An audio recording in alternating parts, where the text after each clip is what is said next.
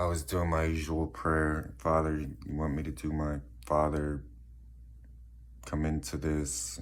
Spirit said, nope, this is all you, Lord. You got this.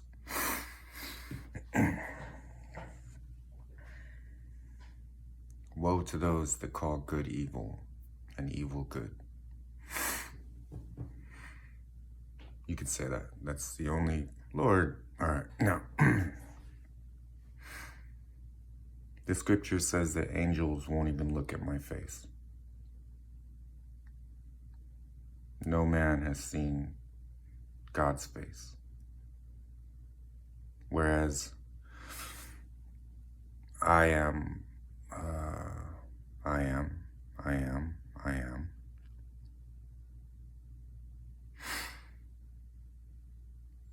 so omnipresent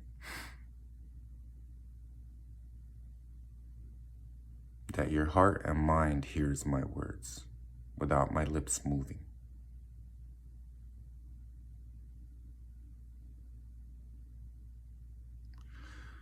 Blessed are the pure in heart, for they shall see God. A lot of times I expect you to know this scripture because it puts that much more emphasis on what I'm saying. And I pause. When I'm writing my poetry, such as Song of Songs, Song of Solomon, you can read that. When I'm verbally expressing it, I used to speak so quickly that John took me aside once and he said, you are saying some really, in secular vernacular, dope-ish.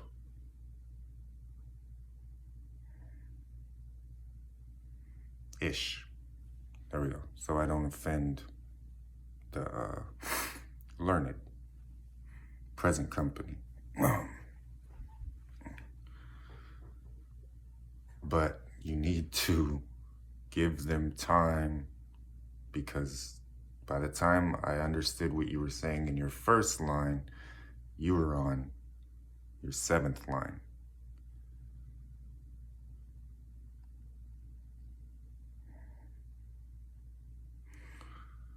Mary, keep listening to your song. It's original, all right? So, we will discuss good and evil.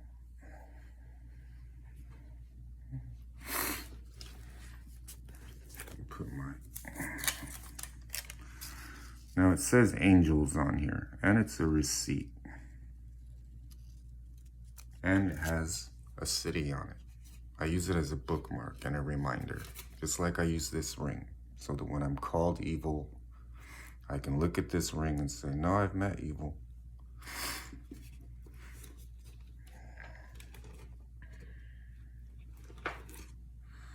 An eye for an eye. You have heard that it was said, eye for an eye and tooth for a tooth. But I tell you, do not resist an evil person.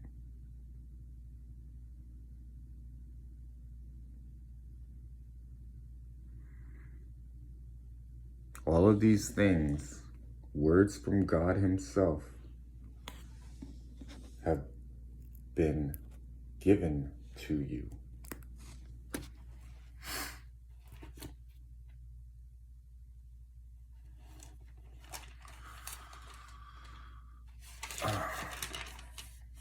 So the idea of the devil that you guys have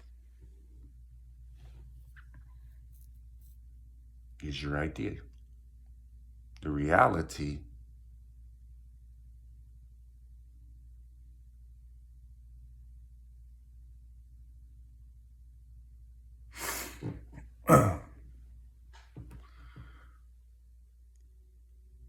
when you create something, you have to have a way to keep it from becoming a mess of suffering, pain, and agony.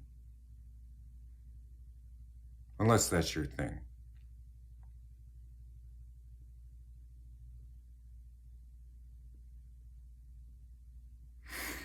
To walk by someone hurting, or a congregation hurting, or a family hurting, or your child hurting, but care more about yourself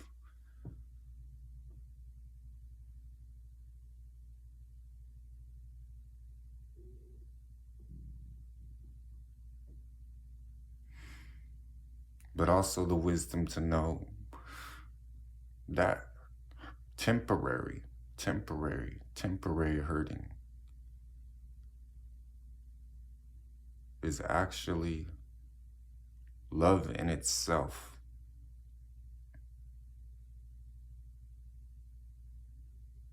In regards to your preservation, you not hurting yourself more or doing something worse,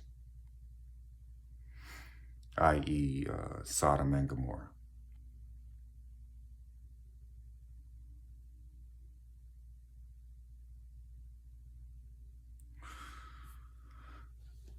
The self-hatred that develops because of your fear,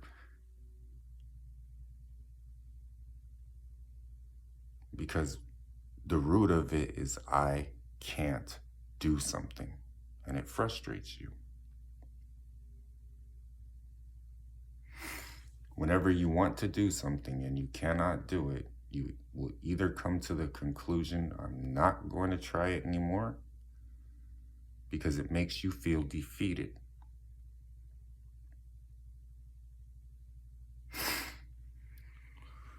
Or you sit down and pick it apart. Why can't I do it? But the one thing you cannot do is create. You cannot fly.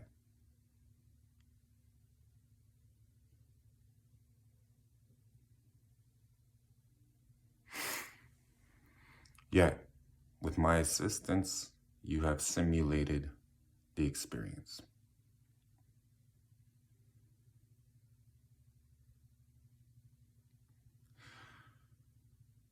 So inwardly, if you have the desire to rule over people and control them without their best interest, but yours, and this is something that you get a satisfying feeling from, then you see how far from God you are. So we'll go further. The last principality that I faced before this one, because I face one in every city I go to. Now, its attack came through my wife, and its purpose at that point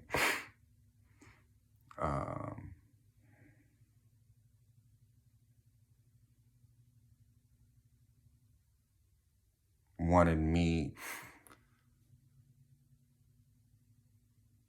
to basically leave. It really wanted me to leave, and then saw that I wasn't going to leave because me and my wife love each other.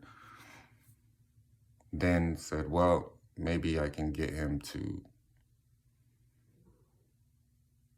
think he's taking care of this whole garrison city of demons that are planted there.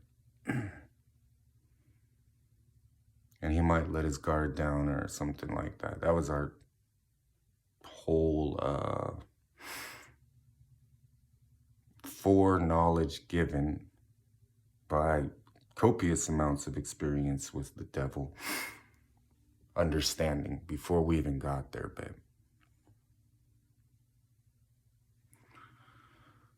So my approach was completely different in that regard.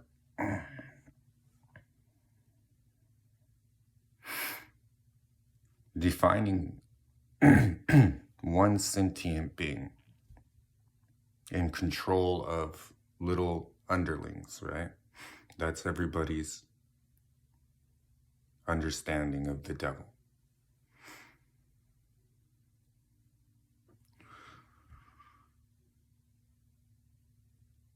Let's pick that apart.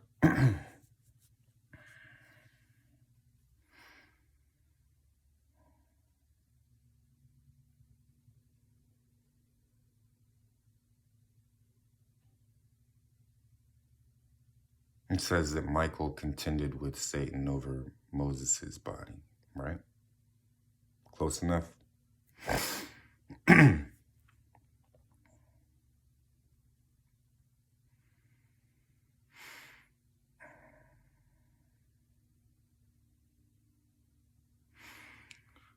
And then all Michael said was, "The Lord rebuke you."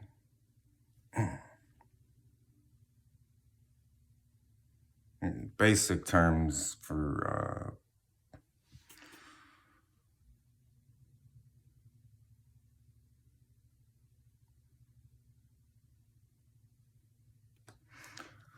escorted by 60 warriors, the noblest of Israel, all of them wearing the sword, all experienced in battle, each with his sword at his side, prepared for the terrors of the night. Okay.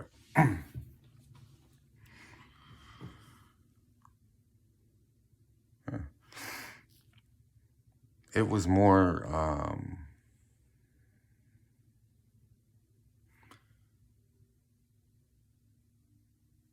a person, because for that to be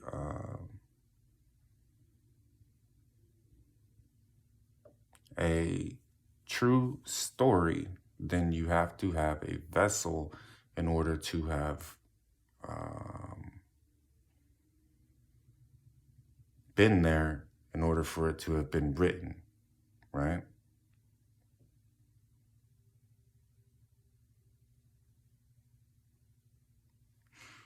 Both ways, as far as the vessel that was actually there and then the vessel that would write it later.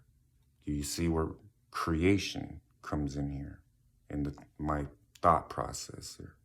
So before the flood even happened, that was going to be part of history reflecting God's glory. So it basically went, I know what you're doing. Leave him alone. But he's already dead, Lord. He's not dead. And the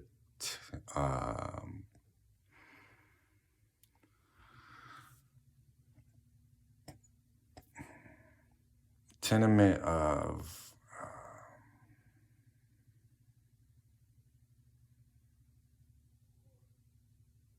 recollection in my thoughts as it's happening.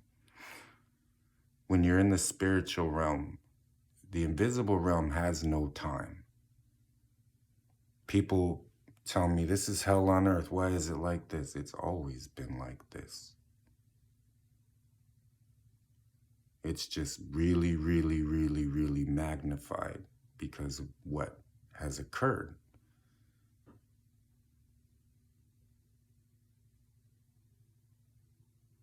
So getting into scripture, which I'm not going to at this point because it's too contentious. You guys have too many man-made, this is what this means type of thing. I will say,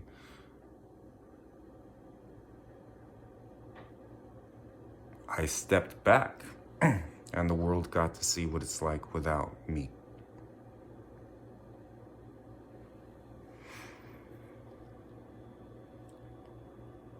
It was simply leave him alone, because the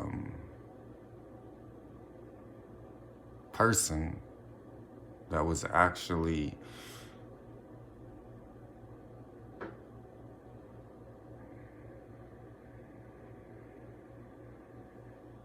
being utilized by the spirit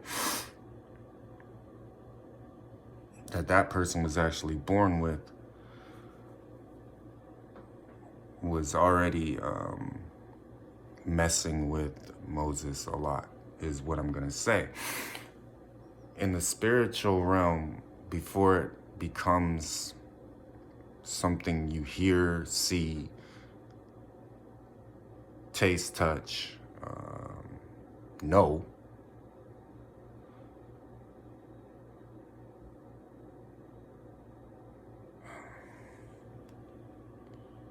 You're not gonna know anything. Like, things are happening in the spirit right now, and you wouldn't notice any of that because you cannot hear anything, you cannot see anything in the spiritual realm around you. So for it to be written down in a book that does not reflect my actual thought process and the meaning of why I allowed it in the first place tells me that comes from man's imagination. When there were no cartoons and there was no papyrus, people didn't look at a tree and just decide, okay, I'm gonna write a story about how this tree got here.